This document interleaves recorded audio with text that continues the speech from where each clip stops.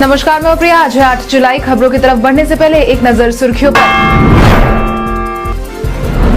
भारतीय नौसेना में मैट्रिक रिक्रूट भर्ती के लिए अधिसूचना जारी। जनता दरबार में मुख्यमंत्री का कार्यक्रम हुआ तय। 100% टीकाकरण का लक्ष्य हासिल कर पूर्वी चंपारण का यह इलाका बना मिसाल। अब इस फॉर्मूले के तहत स्कूल जाएंगे विद्यार्थी। मोदी के कैबिनेट के विस्तार में बिहार के इन चेहरों को मिली जगह। अब चले बढ़ते हैं बिहार की 25 बड़ी खबरों की ओर विस्तार से। भारतीय नौसेना में मैट्रिक रिक्रूट भर्ती के लिए अधिसूचना जारी। भारतीय नौसेना में मैट्रिक रिक्रूट की तैयारी में लगे उम्मीदवारों के लिए अहम सूचना। भारतीय नौसेना ने अक्टूबर 2021 में शुरू होने वाले मैट्रिक रिक्रूट की भर्ती के लिए अधिसूचना जारी कर दी है, जिसके तहत सेलर एमआर के कुल मिलाकर 350 रिक्तियों के लिए चयन प्रक्रिया में सम्मिलित होने के लिए योग्य उम्मीदवारों से आवेदन आमंत्रित किए जाने हैं। इन रिक्तियों में राज्यों के अनुसार संख्या निर्धारित है। भारतीय नौसेना की तरफ से मिली जानकारी के अनुसार कुल मिलाकर 350 रिक्तियों के लिए आवेदन के विवरणों के आधार पर 1750 उम्मीदवार को लिखित परीक्षा और शारीरिक दक्षता परीक्षा के लिए आमंत्रित किया जाना है। इंडियन नेवी में सेलर मैट्रिक रिक्रूट के लिए आवेदन के इच्छुक उम्मीदवार AA 150 और SSR 02-2021 के ऑनलाइन आवेदन नेवी भर्ती पोर्टल joinindiannavy.gov.in पर एक्टिव किए जाने वाले ऑनलाइन एप्लीकेशन फॉर्म के माध्यम से आवेदन कर पाएंगे। बिहार में इथेनॉल के बाद अब टेक्सटाइल पॉलिसी पर काम होगा शुरू। बिहार के उद्योग मंत्री बीते दिन राजधानी पटना पहुंच गए हैं, जहां पहुंचते उन्होंने अपना बयान जारी किया है, जिसके तहत उन्होंने कहा कि बिहार में जहां हमारी यह कोशिश है कि इथेनॉल के उद्योग को बढ़ावा दिया जाए, वहीं अब टेक्सटाइल पॉलिसी को बढ़ावा देने के लिए बिहार में काम जारी है। इथेनॉल पॉलिसी के तहत अब तक 30,000 करोड़ रुपए का निवेश हो चुका है। वहीं अब टेक्सटाइल पॉलिसी के तहत भी निवेशक को बिहार में बुलाने की प्रक्रिया शुरू कर दी जाएगी। उन्होंने आगे कहा है कि मुख्यमंत्री नीतीश कुमार के नेतृत्व में बिहार पर निवेशकों का विश्वास बढ़ा है, क्योंकि एक बेहतरीन मुख्यमंत्री बिहार के पास है। मुख्यमंत्री नीतीश कुमार के पास केंद्र और राज्य दोनों का अनुभव है। बिहार के विभिन्न जिलों में ऐसा रहेगा मौसम का हाल। उत्तर पश्चिमी बिहार के जिले पश्चिम चंपारण, सिवान, सारण, पूर्वी चंपारण और गोपालगंज की बात करें तो 8 जुलाई को ईस्ट चंपारण और वेस्ट चंपारण के लिए मौसम विज्ञान केंद्र ने ऑरेंज अलर्ट जारी किया है। यहां वज्रपात और गरज के साथ बिजली और तेज बारिश होने के आसार है। वहीं उत्तर मध्य बिहार के जिले सीतामढ़ी, मधुबनी, मुजफ्फरपुर, दरभंगा, वैशाली, शिवहर और समस्तीपुर में आज लगभग सभी जगहों पर तेज बारिश होने के आसार है। वहीं उत्तर पूर्व बिहार के जिले सुपौल, अररिया, किशनगंज, मधेपुरा, सहरसा और पूर्णिया जिले के कुछ जगहों पर आने वाले 3 दिनों तक वज्रपात, गरज के साथ बिजली और तेज बारिश की संभावना है। इसके साथ ही दक्षिण पश्चिम बिहार के जिले बक्सर, भोजपुर, रोहतास, भभुआ, औरंगाबाद, जहानाबाद और अरवल के कुछ जगह पर आज तेज बारिश हो सकती है, जिसके लिए येलो अलर्ट जारी कर दिया गया है। वहीं दक्षिण मध्य बिहार के जिले पटना, गया, नालंदा, शेखपुरा, नवादा, बेगूसराय और लखीसराय और दक्षिण पूर्व बिहार के जिले कटिहार, भागलपुर, बांका, जमुई, मुंगेर और खगड़िया में आज कई जगहों पर तेज बारिश की संभावना जताई गई है, जिसके लिए मौसम विभाग द्वारा येलो अलर्ट जारी कर दिया गया है। जनता दरबार में मुख्यमंत्री का कार्यक्रम हुआ तय।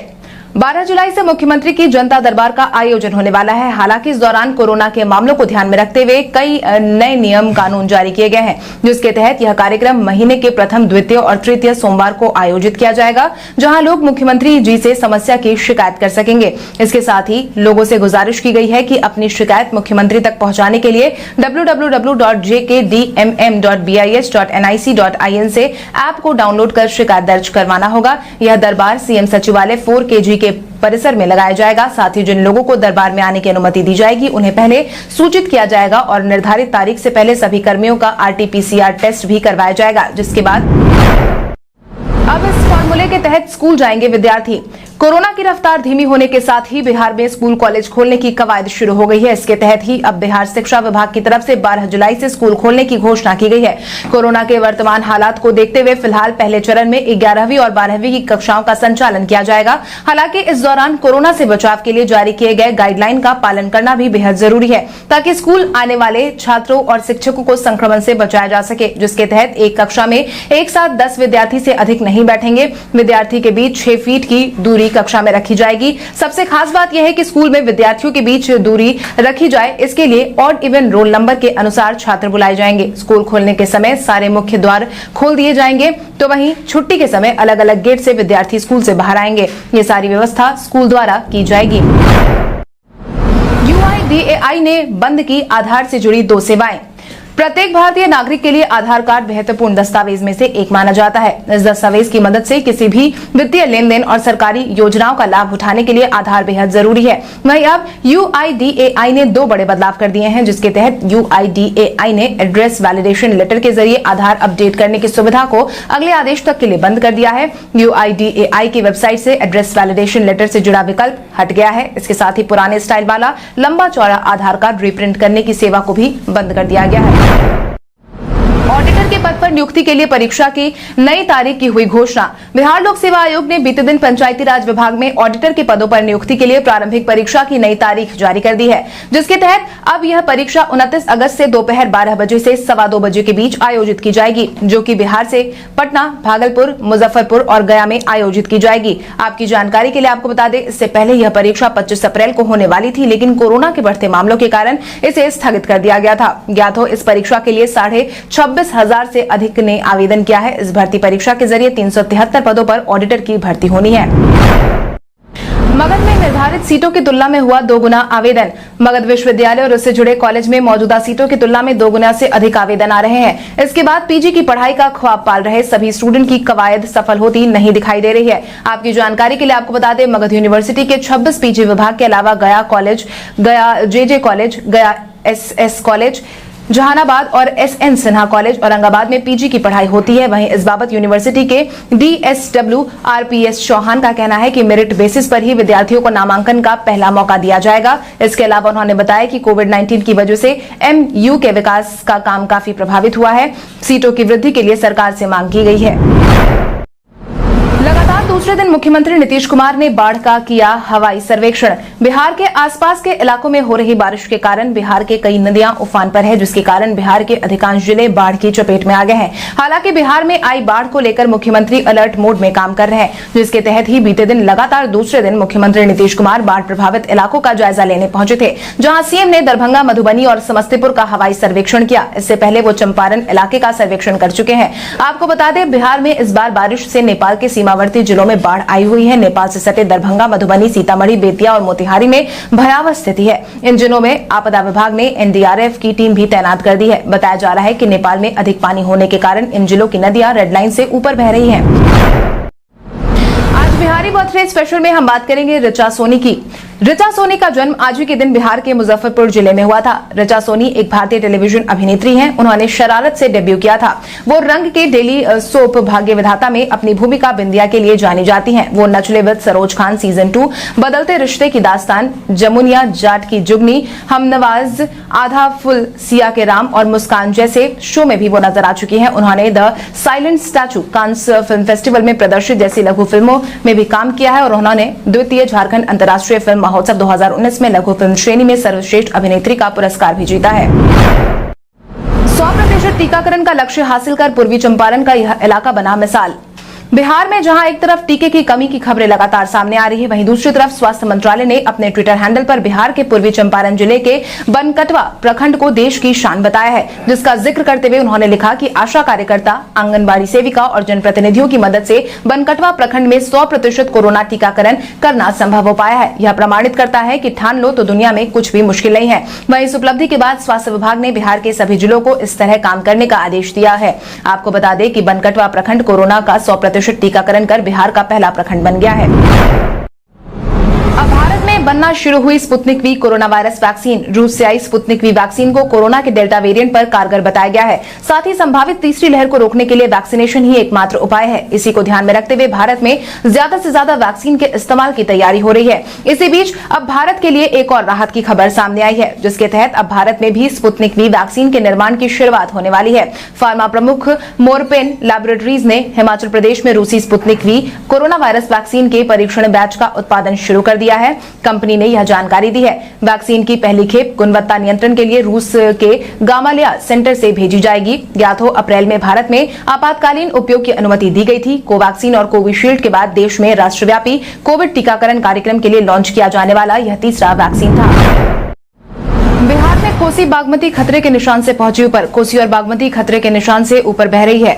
इस बाबत डीएम ने सभी लोगों को सजग रहने की अपील की है। केंद्रीय जल आयोग कोसी उपमंडल बेगूसराय की तरफ से बुधवार को जारी रिपोर्ट के अनुसार कोसी अभी भी खगड़िया के बलतारा में खतरे के निशान से 93 सेंटीमीटर ऊपर है। कोसी के जल स्तर में बीते 24 घंटे के दौरान 12 सेंटीमीटर की कमी आई है। कोसी की टेंडेंसी घटने की है, वहीं बागमती स्थिर है, लेकिन खगड़िया के संतोष स्लुइस के पास खतरे के निशान से 1 मीटर 82 सेंटीमीटर ऊपर है। स्थिर रहने के बाद बागमती के जल स्तर में कमी आने की संभावना है। कैबिनेट विस्तार के दौरान 12 मंत्रियों ने दिया इस्तीफा। बीते दिन मोदी मंत्रिमंडल का विस्तार कर दिया गया, जिसमें कई नए मंत्री शामिल हुए हैं। हालांकि जिन मंत्रियों के कार्यकाल से आलाकमान खुश नहीं थे और अन्य कारणों के कारण 12 मंत्रियों ने बीते दिन अपना इस्तीफा सौंप दिया है। राष्ट्रपति भवन की तरफ से आई जानकारी के अनुसार थावर चंद गहलोत, डॉक्टर हर्षवर्धन, बाबुल सुप्रियो, राव साहेब दानवे पाटिल, देबोश्री चौधरी, रमेश पोखरियाल निशंक, सदानंद गौड़ा, संतोष गंगवार, संजय धोत्रे, रतन लाल कटारिया, रविशंकर प्रसाद और प्रकाश जावड़ेकर ने मंत्री पद से इस्तीफा सौंप दिया है। ललन सिंह को मंत्री नहीं बनाए जाने पर राजद ने कसा तंज। जदयू नेता ललन सिंह को कैबिनेट में जगह दिए जाने की चर्चा जोर शोर से हो रही थी, लेकिन ऐन मौके पर मंत्रिमंडल में जगह नहीं दिए जाने पर बिहार में राजनीति शुरू हो गई है, जिसके तहत अब इस मुद्दे को राजद ने उछालना शुरू कर दिया है। जिसके तहत राजद के प्रवक्ता मृत्युंजय तिवारी ने अपना बयान जारी करते हुए कहा कि उनको मंत्रिमंडल में शामिल नहीं करना साफ दर्शाता है कि पार्टी के अंदर भारी गुटबाजी चल रही है। उन्होंने कहा कि पहले से यह कयास लगाए जा रहे थे कि यदि मंत्रिमंडल का विस्तार होगा तो उसमें ललन सिंह का शामिल होना तय है, लेकिन जिस तरह से उनको किनारे किया गया है उससे साफ पता चलता है कि अंदर खाने सब ठीक नहीं है। उन्होंने आगे कहा कि मंत्रिमंडल में जगह भले मिल गई हो, लेकिन अब तय है कि जदयू में टूट फूट होगी, जदयू तहस नहस हो जाएगी। गांधी से मुलाकात के बाद बोले मदन मोहन झा। बीते दिन अचानक से मदन मोहन झा दिल्ली पहुंचे, जिसके बाद यह कयास लगाए जा रहे थे कि बिहार कांग्रेस अब टूट की कगार पर है। ऐसे में कांग्रेस को बचाने के लिए मदन मोहन झा दिल्ली रवाना हुए हैं। हालांकि मदन मोहन झा ने ऐसे किसी भी संभावनाओं से इनकार किया था, जिसके बाद बीते दिन फिर से मदन मोहन झा ने राहुल गांधी से मुलाकात के बाद अपना बयान जारी किया है, जिसके तहत उन्होंने कहा कि राहुल गांधी के साथ बिहार कांग्रेस नेताओं की बैठक हो गई है। बैठक में संगठन को कैसे मजबूत बनाया जाए, इस बात पर चर्चा हुई है। संगठन को और धारदार बनाने पर भी मंथन हुआ है। बिहार में पार्टी एकजुट है। सभी 19 विधायक एवं 4 विधान पार्षद पार्टी में ही रहेंगे। सभी नेताओं ने राहुल गांधी को स्पष्ट कर दिया है कि हम लोग पार्टी छोड़कर नहीं जाएंगे, पार्टी में हम खुश हैं। बिहार में कोरोना के मिले 100 से ज्यादा मामले। बिहार में कोरोना के बीते दिन के पिछले 24 घंटे में कुल मिलाकर 104 मरीजों की पुष्टि हुई है, जिसके बाद बिहार में एक्टिव मरीजों की संख्या 1182 पर पहुंच गई है। इसके साथ ही अगर हम प्रभावित जिलों की बात करें तो अररिया में 12, अरवल में 5, बेगूसराय में 4, भागलपुर में 1, भोजपुर में 1, दरभंगा में 3, ईस्ट चंपारण में 1, गया में 2, जमुई में 1, खगड़िया में 2, किशनगंज में 10, मधेपुरा में 1, मधुबनी में 2, मुंगेर में 4, मुजफ्फरपुर में 6, नालंदा में 1, पटना में 11, पूर्णिया में 6, रोहतास में 3, समस्तीपुर में 13, सारण में 4, शेखपुरा में 1, सिवान में 3, सुपौल में 3, वैशाली में 3 मामलों की पुष्टि हुई है। इसके साथ ही बीते दिन के पिछले 24 घंटे में कुल मिलाकर 1 ऐसे मामले सामने आए हैं जो दूसरे राज्य के हैं, लेकिन इसके सैंपल बिहार के जिले में कलेक्ट किए गए हैं। इसके साथ ही बीते दिन के पिछले 24 घंटे में कुल मिलाकर 1,25,115 सैंपल की जांच की गई है, जिसके बाद कुल मिलाकर 182 मरीज ठीक होकर घर भी वापस लौटे हैं। केंद्रीय मंत्रिमंडल में बिहार के इन चेहरों को मिली बड़ी जिम्मेदारी। बीते दिन केंद्रीय मंत्रिमंडल में मोदी कैबिनेट का विस्तार किया गया, जिसमें कुल मिलाकर 43 मंत्रियों ने शपथ ग्रहण की। बिहार के 4 मंत्रियों को भी बड़ी जिम्मेदारी मिली है, जिसके तहत लोजपा के अध्यक्ष और चिराग पासवान के चाचा पशुपति पारस को फूड प्रोसेसिंग मिनिस्टर बनाया गया। गिरिराज सिंह को ग्रामीण विकास मंत्रालय सौंपा गया है। इसके साथ ही जदयू के राष्ट्रीय अध्यक्ष आरसीपी सिंह को स्टील मंत्री नियुक्त किया गया है। वहीं आरके सिंह को मिनिस्टर ऑफ पावर और ministry of new and renewable energy विभाग की जिम्मेदारी सौंपी गई है। पशुपति पारस के खिलाफ चिराग ने खटखटाया पटना हाईकोर्ट का दरवाजा। 2 धरों में बटी लोजपा में आने वाला समय और ज्यादा भारी होने वाला है, क्योंकि लोजपा की तरफ से चिराग पासवान ने पहले ही साफ कर दिया था कि अगर कैबिनेट विस्तार में पशुपति पारस को जगह मिली तो वो कोर्ट का दरवाजा खटखटाएंगे। जिसके बाद बीते दिन लोजपा की तरफ से पशुपति पारस के मंत्रिमंडल में शामिल होने की बात पर मुहर लगने के बाद चिराग पासवान ने हाईकोर्ट का रुख किया है, जिसके तहत उन्होंने पशुपति पारस को लोजपा संसदीय दल का नेता मानने के विरोध में दिल्ली हाईकोर्ट में याचिका दायर की है। अपने ट्विटर अकाउंट पर उन्होंने एक के बाद एक कई ट्वीट किए। कुशवाहा ने जदयू के राष्ट्रीय अध्यक्ष बनने की बात से किया इनकार। जदयू के राष्ट्रीय अध्यक्ष आरसीपी सिंह अब कैबिनेट का हिस्सा बन गए हैं, जिसके बाद आरसीपी सिंह की इस खाली जगह को कौन भरेगा, इसको लेकर बिहार में चर्चाएं शुरू हो गई थी, जिसके बाद से ही लगातार उपेंद्र कुशवाहा का नाम सामने आ रहा था। जिसके बाद अब उपेंद्र कुशवाहा ने खुद ही सामने आकर अपना बयान जारी किया है, जिसके तहत उन्होंने कहा कि पार्टी के राष्ट्रीय अध्यक्ष आरसीपी सिंह है और इसमें कहीं कोई वैकेंसी नहीं है। इस दौरान उन्होंने चिराग पासवान के बयानों पर भी कहा कि वो क्या बोलते हैं इसका कोई अर्थ नहीं है। श्रम संसाधन मंत्री जीवेश कुमार ने तेजस्वी यादव पर साधा निशाना। बिहार सरकार के श्रम संसाधन मंत्री जीवेश कुमार ने बीते दिन सर्किट हाउस में प्रेस कॉन्फ्रेंस के दौरान नेता प्रतिपक्ष तेजस्वी यादव पर जमकर निशाना साधा, जिसके तहत उन्होंने कहा कि कौन तेजस्वी, कैसा तेजस्वी जिन्होंने कोरोना काल में एक भी दिन सड़कों पर नजर नहीं आए हैं, जिनका विरोध उनके ही क्षेत्र में लोग कर रहे हैं। साथ ही साथ उन्होंने बिहार में युवाओं को रोजगार को लेकर एक बड़ा बयान दिया। उन्होंने कहा है कि अगले 3 महीने के अंदर 2 लाख से अधिक युवाओं को सरकारी नौकरी दी जाएगी। बिहार में डबल इंजन की सरकार। जवाब में राजद के मनोज झा ने कहा है कि मंत्री जी जाकर अमित शाह और मोदी जी से पूछे कि आखिर कौन है तेजस्वी। भारत के इतिहास में आज की तारीख कई कारणों से है दर्ज। भारत के इतिहास में आज की तारीख कई कारणों से महत्वपूर्ण मानी जाती है। 170 सदस्यीय दल के साथ समुद्र के रास्ते भारत पहुंचने के लिए वास्को डिगामा यूरोप से 1497 में रवाना हुआ था। ग्वालियर के किले के पतन के बाद लॉर्ड कैनिंग ने 1858 में शांति की घोषणा आज के दिन की थी। भारतीय संविधान में सुधार के लिए वांगटेंग्यू चेम्सफोर्ड रपट 1918 में प्रकाशित की गई थी। प्रधानमंत्री जवाहरलाल नेहरू ने 1954 में विश्व की सबसे बड़ी नहर पंजाब की भाखड़ा नंगल पर जल विद्युत परियोजना की शुरुआत की थी। भारतीय मार्क्सवादी राजनीतिज्ञ और पश्चिम बंगाल के मुख्यमंत्री ज्योति बसु का जन्म 1914 में आज ही के दिन हुआ था। भारतीय क्रिकेट टीम कप्तान सौरव गांगुली का जन्म 1972 में आज ही के दिन हुआ था। भारत के नवे प्रधानमंत्री चंद्रशेखर का निधन 2007 में आज ही के दिन हुआ था। शेफाली वर्मा और स्नेह Rana ICC player of the month के लिए हुई नॉमिनेट। भारतीय महिला क्रिकेट टीम की सलामी बल्लेबाज शेफाली वर्मा और ऑलराउंडर स्नेह राणा को जून महीने के लिए ICC women's player of the month के अवार्ड के लिए नॉमिनेट किया गया है। इंटरनेशनल क्रिकेट काउंसिल द्वारा बुधवार को घोषित लिस्ट में किसी भी भारतीय पुरुष खिलाड़ी को जगह नहीं मिली है। राणा और शेफाली के अलावा इंग्लैंड की सोफी एक्लेस्टोन को नॉमिनेट किया गया है। ICC men's player of the month के लिए ड्वेन कॉनवे और काइल जैमिसन और क्विंटन डिकॉक को नॉमिनेट किया गया है। आपकी जानकारी के लिए आपको बता दें कि भारतीय वुमेन्स टीम की ऑलराउंडर स्नेह राणा ने ब्रिस्टल में टेस्ट डेब्यू किया था। स्नेह राणा ने 154 गेंदों में नाबाद 80 रनों की पारी खेली थी और भारत को हार से बचाया था। दुनिया को अलविदा कहने वाले दिलीप कुमार आए थे बिहार। बीते दिन बॉलीवुड इंडस्ट्री के लिए शोक भरा दिन रहा। बॉलीवुड को नए मुकाम तक पहुंचाने वाले दिलीप कुमार ने 98 साल की उम्र में दुनिया को अलविदा कह दिया। लेकिन दिलीप कुमार को लेकर मुंगेर वासियों के दिल में आज भी एक खास जगह है, क्योंकि एक समय था जब दिलीप कुमार मुंगेर आए थे। 1966 से 67 के दौर में दिलीप कुमार पीर पहाड़ी पर फिल्म की शूटिंग के सिलसिले में यहाँ आए थे। उनको देखने के लिए शूटिंग के लोकेशन पर कई लोग जमा हुए थे। जानकार बताते हैं कि मशहूर फिल्म अभिनेत्री स्वर्गीय नरगिस दत्त मां जदनबाई मुंगेर में नृत्य सिखाती थी। मुंगेर के राजघराने में नृत्य संगीत कार्यक्रम में भाग लेती थी। पीर पहाड़ी के उस महल में भी आना जाना लगा रहता था। अब आइए जानते हैं सराफा बाजार और पेट्रोल डीजल के क्या थे भाव। अगर हम सराफा बाजार की बात करें तो सोने का भाव 7 जुलाई को 22 कैरेट के लिए प्रति 10 ग्राम 46,970 रुपए था।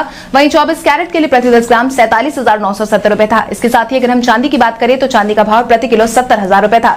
इसके साथ ही राजधानी पटना में पेट्रोल की कीमत 102.74 रुपए प्रति लीटर और डीजल 95.31 रुपए प्रति लीटर था। कल हमारे द्वारा पूछे गए सवाल का जवाब आप में से बहुत सारे यूजर ने हमें कॉमेंट करके दिया था। उसके लिए आपका बहुत बहुत धन्यवाद। आप में से जिन यूजर का कमेंट हमें अच्छा लगा है उनके नाम है केशव केशरी, शंकर मुखिया, रवि पासवान, ललित कुमार, पंकज कुमार, मुन्ना परदेसी, फुलेंद्र कुमार, मोनिका कुमारी, शंभू कुमार, दिव्यांशु कुमारी, गौरव यादव, कृणता गुप्ता, रघुनाथ प्रसाद, व्रजमानी कुमार, भरत प्रसाद। इसके अलावा हमारी टीम को और भी लोगों के जवाब अच्छे लगे हैं, मगर समय के अभाव के कारण हम उनका नाम नहीं ले पाए। लेकिन आप हमारे सवालों का जवाब देते रहे, हम कल आपका नाम लेने की पूरी कोशिश करेंगे। तो चलिए बढ़ते हैं आज के सवाल की। और आज का सवाल कुछ इस प्रकार है। 12 जुलाई से मुख्यमंत्री नीतीश कुमार के जनता दरबार की शुरुआत के बाद क्या यह आम जनों के लिए फायदेमंद साबित होगा या नहीं? अपने जवाब में कमेंट करके जरूर बताएं। इसके साथ ही आज के लिए बस इतना ही। बिहार की बड़ी खबरों से अपडेटेड रहने के लिए हमारे YouTube चैनल को सब्सक्राइब करें और बेल आइकन दबाना ना भूलें। धन्यवाद।